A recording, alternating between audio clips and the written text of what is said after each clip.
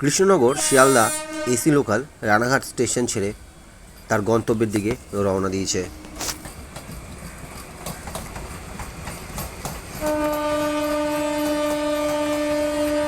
আর আমরা এখন রয়েছি রানাঘাট স্টেশনে।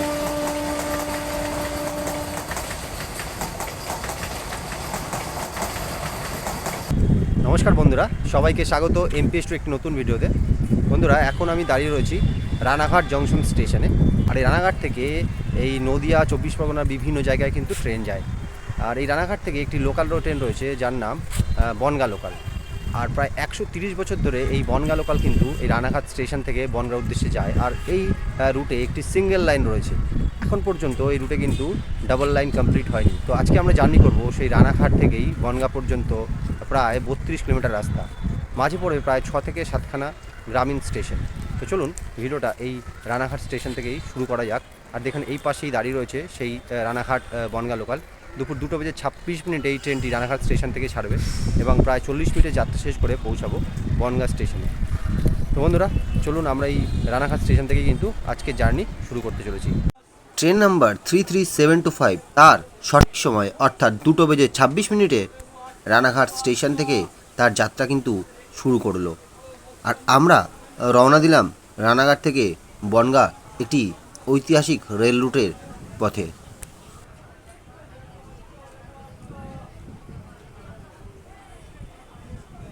এই রানাঘাট বনগাঁ লোকালে মোটামুটি ভিড় হয়। দুপুরের দিকে বলে ট্রেন এবং স্টেশন দুটোই প্রায় খালি ছিল।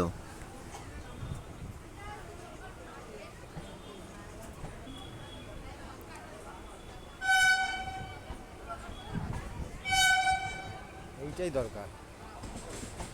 আমাদের ট্রেন চলেছে রানাঘাটের পথে, আর অপর সাইডে একটি ট্রেন আমাদের জাস্ট অতিক্রম করলো। এর গন্তব্য শিয়ালদা।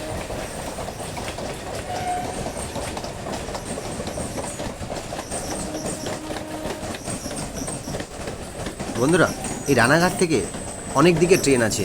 তার মধ্যে একটি গুরুত্বপূর্ণ রুট হলো এই রানাঘাট বনগাঁ লোকাল ট্রেন। প্রতিদিন এই রানাঘাট স্টেশন থেকে 17টি ট্রেন বনগাঁর উদ্দেশ্যে রওনা হয়। এছাড়া একটি শান্তিপুর লোকালও রয়েছে এবং একটি এসি লোকালও কিন্তু এই রুটে চলাচল করে। দেখুন, আমাদের ট্রেন এবার বাঁ দিকে বেঁকে যাচ্ছে, আর ডান দিকের রুটটা সোজা চলে যাবে শিয়ালদা।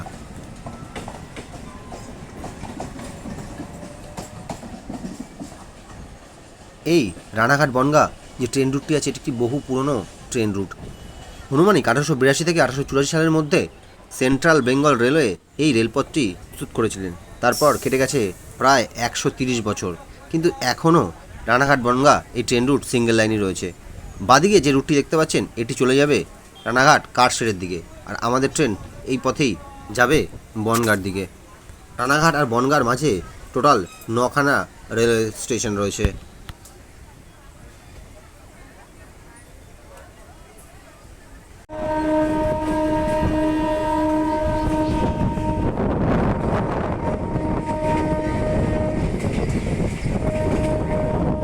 আসছে রানাঘাট কারশেড। স্টেশন থেকে বেরিয়েই এবার ট্রেন কিন্তু মোটামুটি একটা স্পিড নিয়ে নিয়েছে।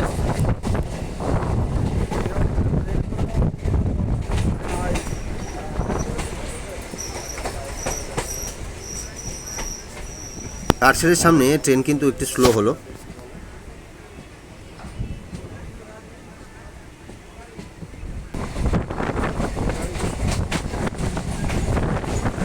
কারশেডে বেশ কিছু ট্রেন আমরা দেখতে পেলাম, যেমন দাঁড়িয়ে রয়েছে এসি লোকাল, মেমু, এমু, সমস্ত রকমের ট্রেনই কিন্তু এই কারশেডে আমরা দেখতে পেলাম। দারুণ লাগছে এই ট্রেনগুলি। দেখুন, পরপর সাজানো রয়েছে একের পর এক ট্রেন।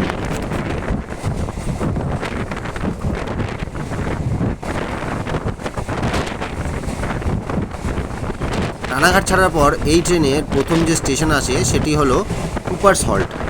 আমাদের আজকের ট্রেন কিন্তু কুপার্স হল্ট স্টেশনে দাঁড়াবে না, আর এখানকার বেশিরভাগ ট্রেন এই কুপার্স হল্ট স্টেশনে কিন্তু দাঁড়ায় না। ক্রস করছে সেই কুপার্স হল্ট স্টেশন। এই কুপার্স হল্ট বিখ্যাত কুপার্স ক্যাম্পের জন্য। স্বাধীনতার পরবর্তী সময়ে যখন বাংলাদেশ থেকে প্রচুর পরিমাণ শরণার্থীরা এসেছিল, তখন এই কুপার্স হল্টেই তাদের থাকার জায়গার ব্যবস্থা করা হয়েছিল। সে কারণে বেশ গুরুত্বপূর্ণ ছিল এই কুপার্স হল্ট জায়গাটা। ট্রেনের প্রথম স্টপেজ নবরায়নগর হল্ট। ট্রেন এসে পৌঁছালো নবরায়নগর হল্টে।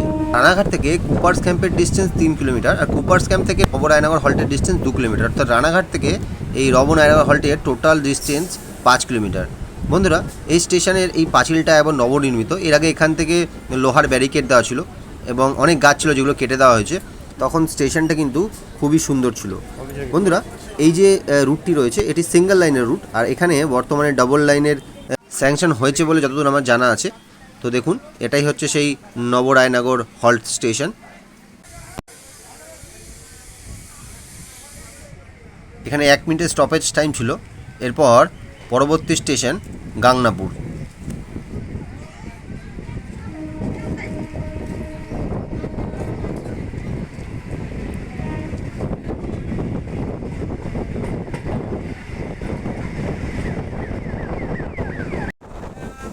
নবরায়নগর থেকে গাংনাপুরের ডিস্টেন্স 4 কিলোমিটার, আর রানাঘাট থেকে গাংনাপুরের ডিস্টেন্স প্রায় 9 কিলোমিটার।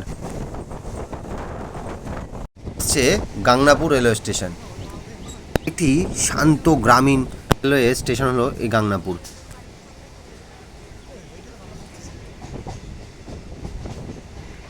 আর এই গাংনাপুরে বেশ কিছু মন্দির রয়েছে, এগুলো এই এলাকার মানুষের কাছে খুবই জনপ্রিয়। এর মধ্যে উল্লেখযোগ্য হলো ঘোষালবাড়ির কালী মন্দির, হরি মন্দির, গোস্বামী রাধাকৃষ্ণ মন্দির, শীতলা মন্দির এবং হরিচাঁদ মন্দির। আর এখানে স্টেশনগুলো দেখতেই পাচ্ছেন একদম 90 দশকের স্টেশনের মতন। স্টেশন চত্বরে যে দোকানগুলি আছে সেগুলোও একটু ভিন্নধর্মী। আর এখানকার মিষ্টি কিন্তু খুব বিখ্যাত, অনেক কম দামে এখানে আপনি মিষ্টি পেয়ে যাবেন। স্টেশনের বাইরে অনেক ছোটো ছোটো দোকান আছে যেখানে এখনও 5 টাকায় কিন্তু মিষ্টি পাওয়া যায়। আর এই গাংনাপুরে প্রচুর লোক ওঠানামা করে, আর এর আশেপাশে প্রচুর গ্রাম রয়েছে। সেই গ্রামের মানুষের কিন্তু যোগাযোগের এই একটাই ঠিকানা, সেটি হচ্ছে গাংনাপুর রেলওয়ে স্টেশন। এখান থেকে আপনি বনগাঁ বা রানাঘাট হয়ে কলকাতা বা অন্যান্য জায়গায় কিন্তু যেতে পারবেন।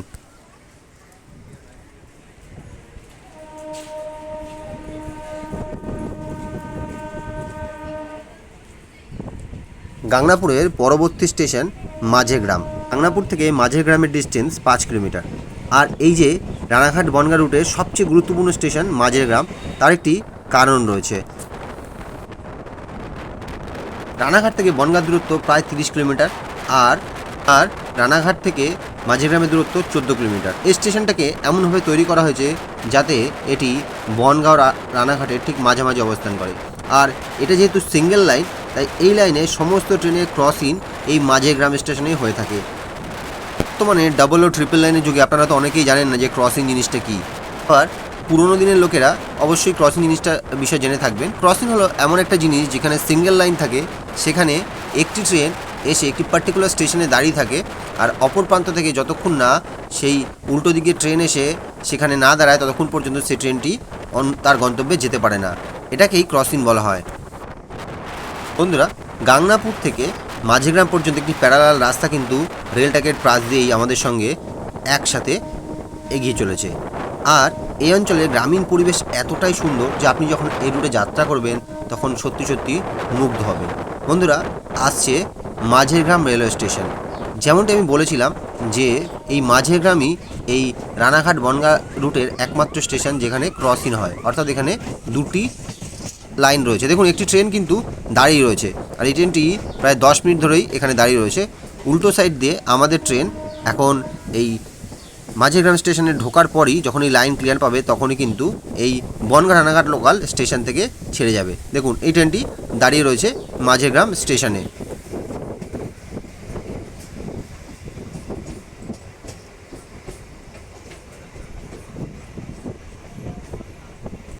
তো আমাদের ট্রেন মাঝেগ্রাম স্টেশন ছেড়ে চলেছে তার পরবর্তী গন্তব্যের দিকে। মাঝেগ্রামের পরবর্তী স্টেশনের নাম আকাইপুর হল্ট। মাঝেরহাট থেকে আকাইপুর হল্টের ডিস্টেন্স প্রায় 4 কিলোমিটার। তো বন্ধুরা, দেখুন এই যে এই ট্র্যাকটা সামনে গিয়ে কিন্তু আবার আমাদের যে ট্র্যাক দিয়ে ট্রেন যাচ্ছে এখানে মিশে যাবে, অর্থাৎ যে ডবল লাইনটা এখানে ছিল সেটা আবার সিঙ্গেল লাইন হয়ে যাবে। মাঝেগ্রামই ছিল নদিয়ার সর্বশেষ স্টেশন। এরপরে আমরা ঢুকে যাব উত্তর 24 পরগনায়।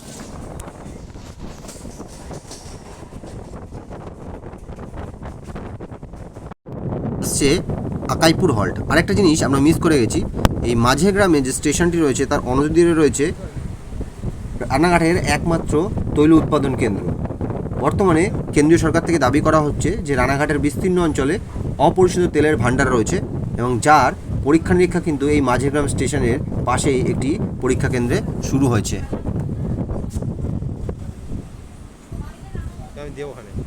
সময় 2:51 আর আমরা পৌঁছে গেছি আকাইপুর হল রেলওয়ে স্টেশনে।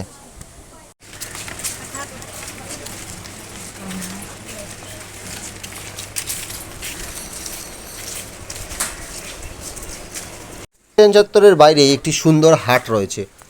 প্রত্যেক সপ্তাহে একটি নির্দিষ্ট দিনে এখানে কিন্তু হাট বসে।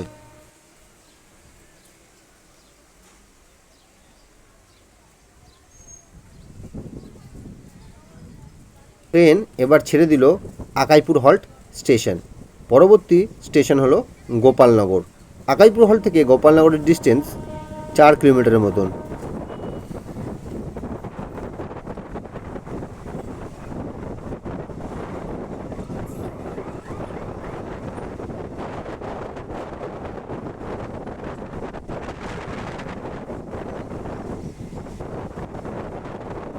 আসছে গোপালনগর রেলওয়ে স্টেশন।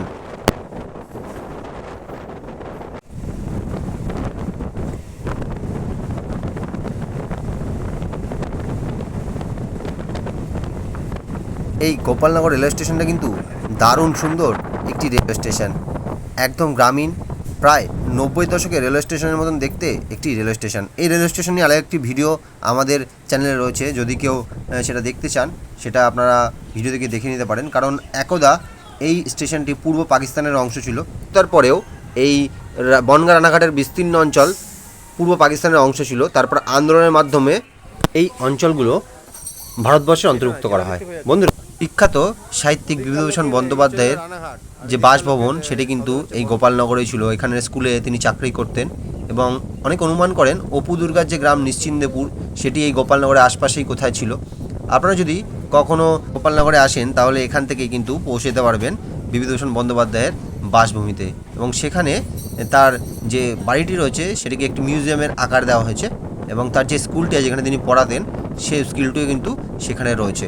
আসছে পরবর্তী স্টেশন হাতবেরিয়া। আর এখানে প্রচুর সুন্দর সুন্দর ঝিল রয়েছে আর চারিদিকে দেখুন কেমন সবুজ আর সবুজ।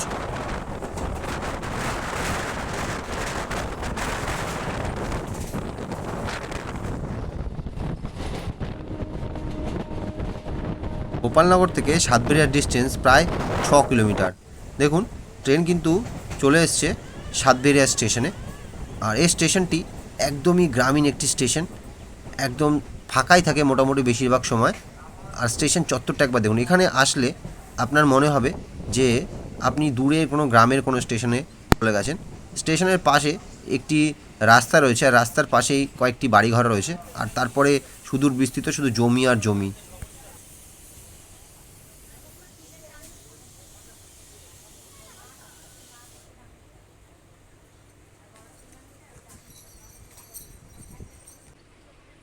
পরবর্তী স্টেশন বনগাঁ। সাতবেরিয়া থেকে বনগাঁ ডিস্টেন্স 4 কিলোমিটার।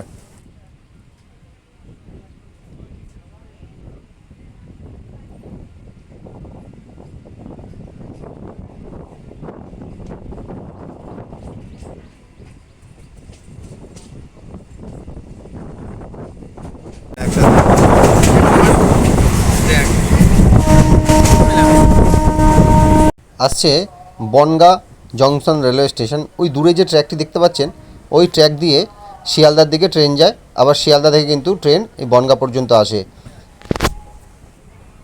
বনগাঁ যেহেতু একদম সীমান্তবর্তী রেলওয়ে স্টেশন তাই এটি খুবই গুরুত্বপূর্ণ একটি রেলওয়ে স্টেশন। এই বনগাঁ হয়ে কিন্তু আগে বন্ধন এক্সপ্রেস বাংলাদেশ যেত, এখন সেই বন্ধন এক্সপ্রেস বন্ধ থাকার জন্য কোনো ইন্টারন্যাশনাল ট্রেন এই বনগাঁ হয়ে যায় না। তো দেখুন আমাদের ট্রেন বনগাঁ স্টেশনের দিকে ঢুকছে, আর এই যে রুটটি দেখতে পাচ্ছেন আগেই বলেছি এটি চলে যাবে শিয়ালদার দিকে। তো বাংলাদেশের যে মালগাড়িগুলো আসে সেগুলো কিন্তু এই বনগাঁ হয়ে পেট্রোপোল স্টেশন হয়েই বাংলাদেশে পৌঁছায় বেনাপোলে।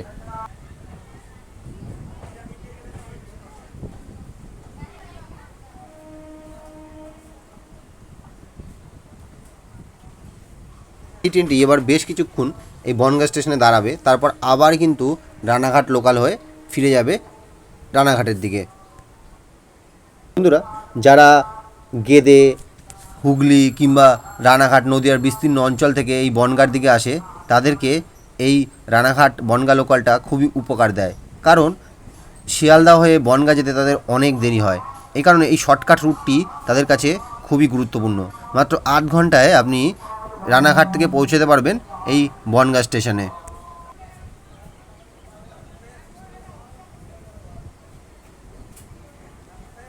বন্ধুরা, রানাঘাট থেকে বনগাঁর এই ছোট্ট জার্নিটা আপনাদের কেমন লাগলো সেটা অবশ্যই কমেন্ট করে জানাবেন। যদি এই ভিডিওটা আপনাদের ভালো লেগে থাকে অবশ্যই একটি লাইক করবেন আর আমাদের চ্যানেলকে সাবস্ক্রাইব করে দেবেন, তাহলে আরও ভবিষ্যতে এরকম ধরনের ভিডিও আমরা বানাতে পারবো। দেখা হচ্ছে পরবর্তী ভিডিওতে। সবাই ভালো থাকবেন, সুস্থ থাকবেন।